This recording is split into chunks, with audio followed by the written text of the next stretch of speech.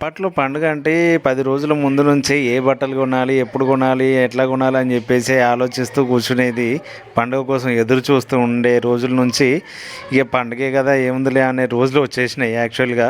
కాకపోతే సాంప్రదాయాలైతే మారవు గదా! అయితే జమ్మి పెట్టిన తర్వాత ఫస్ట్‌గా నేనైతే ఇంట్లో అమ్మకి, నాన్నకి పెట్టిన తర్వాతే బయట ఎవ్వరికైనా పెడతాము. అంటే ఇంకా బాబాయ్ అయినా, ఎవరైనా అన్నలైనా ఎవరైనా సరే ఫస్ట్ నాన్నకి, అమ్మకి పెట్టిన తర్వాతే పెడతాను.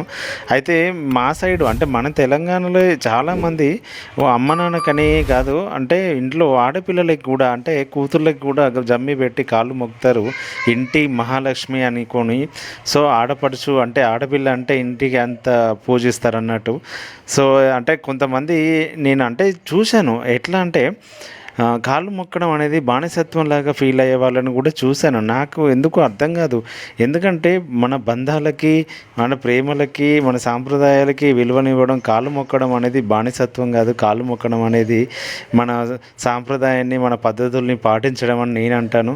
అంటే ఎట్లాగంటే బంధాలు ఇంకా బలపడతాయి, ప్రేమలు ఇంకా ఎక్కువ పెరుగుతాయి, మనుషులు ఈగోలు పోతాయి.